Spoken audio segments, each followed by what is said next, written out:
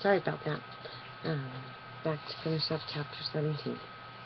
I'm going to start back at Atticus took us with him last Christmas when he complied with the mayor's request. A dirt road ran from the highway past the dump down to a small Negro settlement some 500 yards beyond the Ewells. It was necessary either to back out to the highway or go the full length of the road and turn around. Most people turned around in the Negroes' front yards. In the frosty December dusk, their cabins looked neat and snug, with pale blue smoke rising from the chimneys and doorways glowing amber from the fires inside. There were delicious smells about, chicken, bacon frying crisp as the twilight air.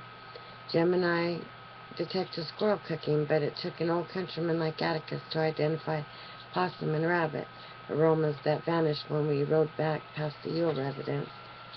All the little man on the witness stand had that made him any better than his nearest neighbors was that if scrubbed with lye soap in very hot water, his skin was white. Mr. Robert Ewell? Asked Mr. Gilmer. That's my name, Captain, said the witness. Mr. Gilmer's back stiffened a little, and I felt sorry for him. Perhaps I'd better explain something now. I've heard that lawyers' children, on seeing their parents in court in the heat of an argument, get the wrong idea. They think opposing counsel to be the personal enemies of their parents. They suffer agonies and are surprised to see them often go out arm in arm with their tormentors during the first recess. This was not true of Jem and I. We acquired no traumas from watching our father win or lose. I'm sorry that I can't provide any drama in this respect. If I did, it would not be true. We could tell, however, when debate became more acrimonious than professional, that this was from watching lawyers other than our father. I never heard Atticus raise his voice in my life, except to a deaf witness. Mr. Gilmer was doing his job, as Atticus was doing his. Besides, Mr. Ewell was Mr. Gilmer's witness, and he had no business being rude to him of all people. Are you the father of May Ella Ewell? Was the next question. Well, if I ain't, I can't do nothing about it now, or Ma's dead, was the answer.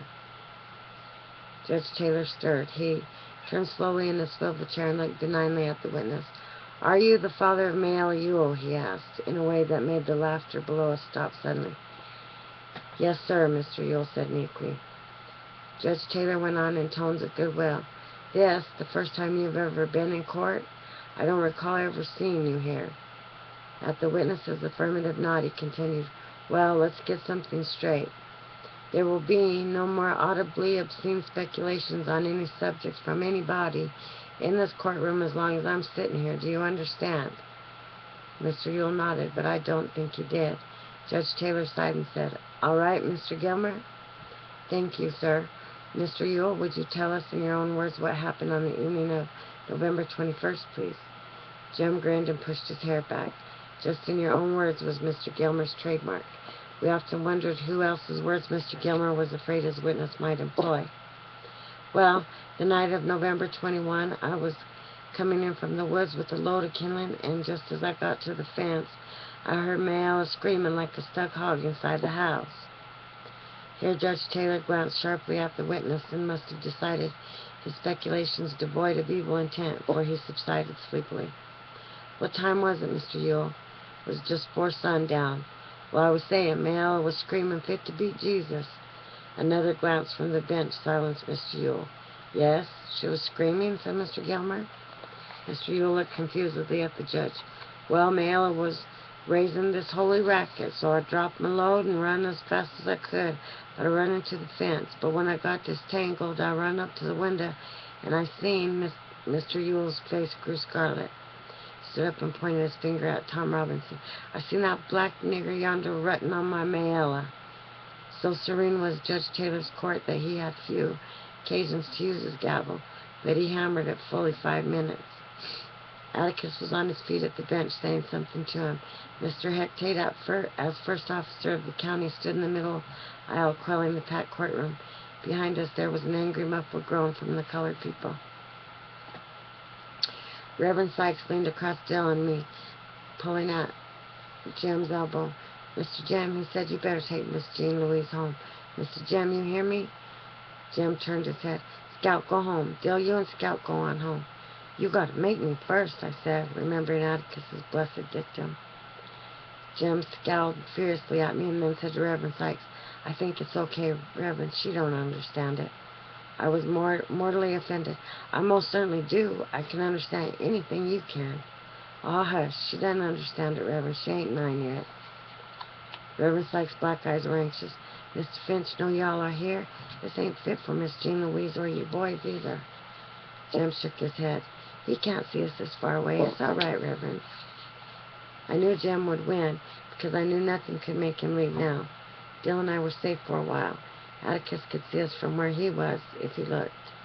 As Judge Taylor banged his gavel, Mr. Ewell was sitting smugly in the witness chair, surveying his handiwork.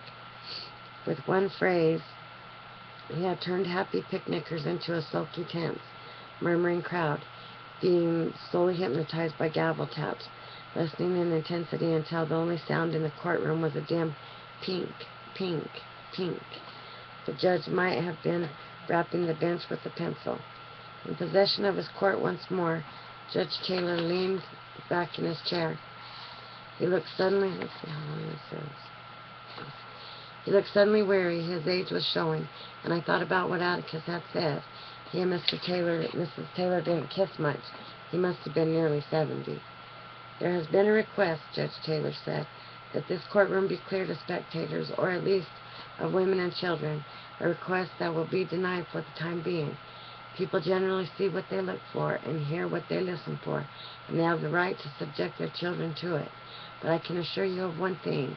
You will receive what you see and hear in silence, or you will leave this courtroom, but you won't leave it until the whole boiling of you come before me on contempt charges. Mr. Ewell, you will keep your testimony within the confines of Christian English usage, if that is possible." "Proceed, Mr. Gilmer."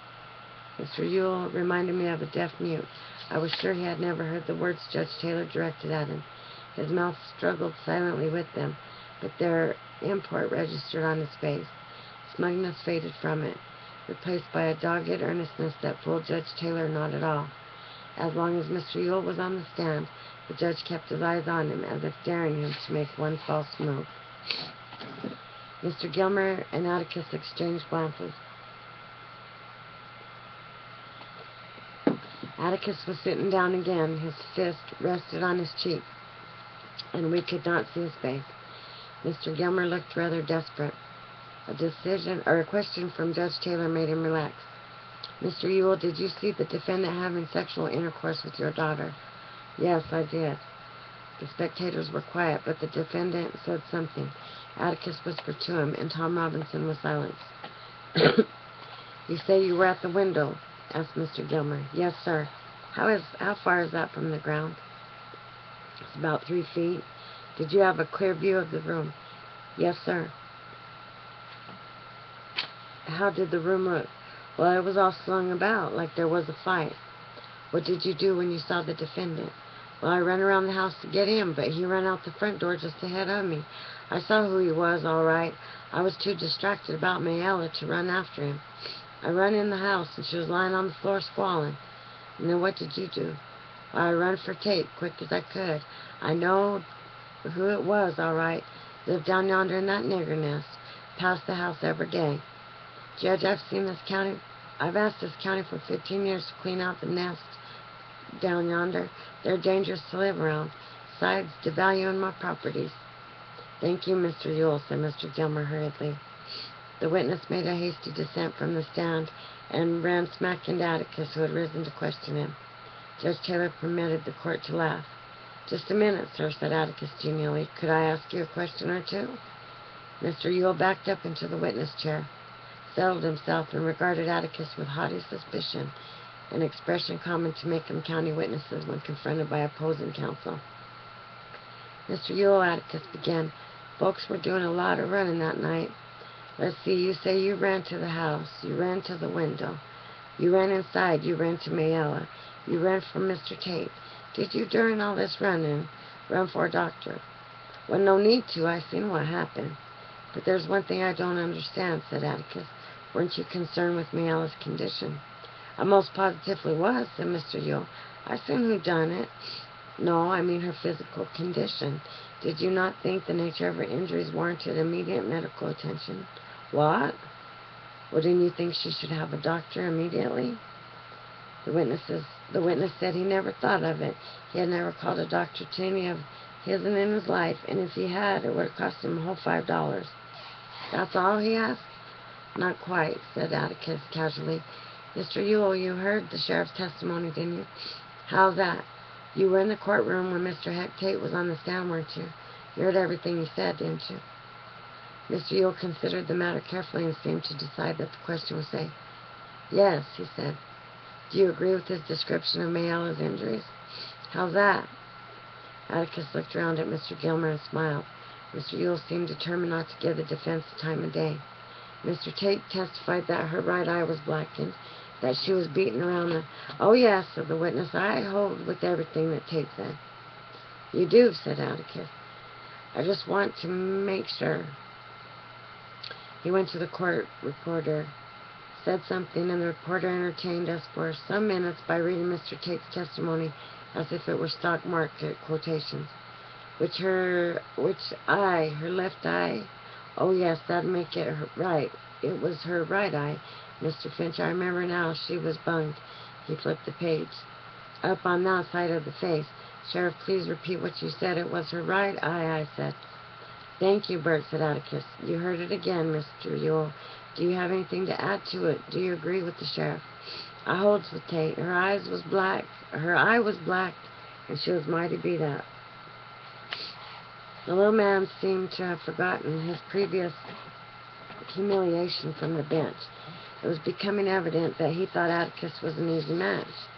He seemed to grow ruddy again, his chest swelled, and once more he was a red little rooster.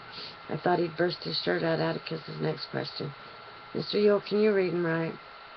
Mr. Gilmer interrupted. Objection, he said. Can't see what witness's literacy has to do with the case. It's irrelevant and immaterial. Judge Taylor was about to speak, but Atticus said, Judge, if you allow the question plus another one, you'll soon see.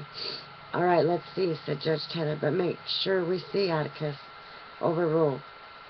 Mr. Gilmer seemed as curious as the rest of us as to what bearing the state of Mr. Ewell's education had on the case.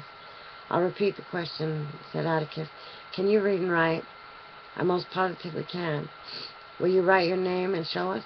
I most positively will. How do you think I sign my relief checks? Mr. Ewell was endearing himself to his fellow citizens. The whispers and chuckles below us probably had to do with what a card he was. I was becoming very nervous. Atticus seemed to know what he was doing, but it seemed to me that he'd gone frog-sticking without a light. Never, never, never on cross-examination ask a witness a question you don't already know the answer to. Was a tenet that I absorbed with my baby food. Do it, and you'll often get an answer you don't want, an answer that might wreck your case. Atticus was reaching into the inside pocket of his coat. He drew out an envelope, and then reached into his vest pocket and unclipped his fountain pen. He moved leisurely, and had turned so that he was in full view of the jury, and screwed the fountain pen cap and placed it gently on the table. He shook the pen a little, and then handed it with the envelope to the witness. Would you write your name for us? He asked. Clearly now, so the jury can see you do it. Mr. Ewell wrote on the back of the envelope and looked up complacently to see Judge Taylor staring at him as if he were some fragrant gardenia in full bloom on the witness stand. To see Mr. Gilmer half sitting, half standing at his table. The jury was watching him. One man was leaning forward with his hands over the railing. What's so interesting? He asked. Well, you're left-handed, Mr. Ewell, said Judge Taylor.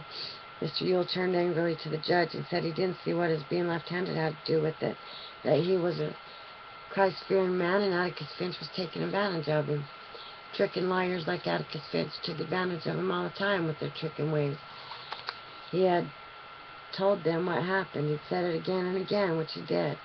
Nothing Atticus asked him after that shook his story, that he'd looked through the window, then ran the nigger off, and then ran for the sheriff. Atticus finally dismissed him. Mr. Gilmer asked him one more question. About your writing with your left hand, are you ambidextrous, Mr. Ewell? I most positively am not. I can use one hand good as the other. One hand good as the other, he added, glaring up at the defense table. Jim seemed to be having a quiet fit. He was pounding the balcony rail softly, and once he whispered, "We got him." I didn't think so. Atticus was trying to show, it seemed to me, that Mr. Ewell could have beaten up Mariella. That much I could follow. If her right eye was blacked, and she was beaten mostly on the right side of the face, it would tend to show that a left-handed person done it. Sherlock Holmes and Jem Finch would agree, but Tom Robinson could easily be left-handed too. And like Mr. Heck Kate, I imagined a person facing me, went through a swift mental pantomime, and concluded that he might have held her with his right hand, pounded her with his left. I looked down at him. His back was to us, but I could see his broad shoulders and bull thick neck. He could easily have done it. I thought Jem was counting his chickens.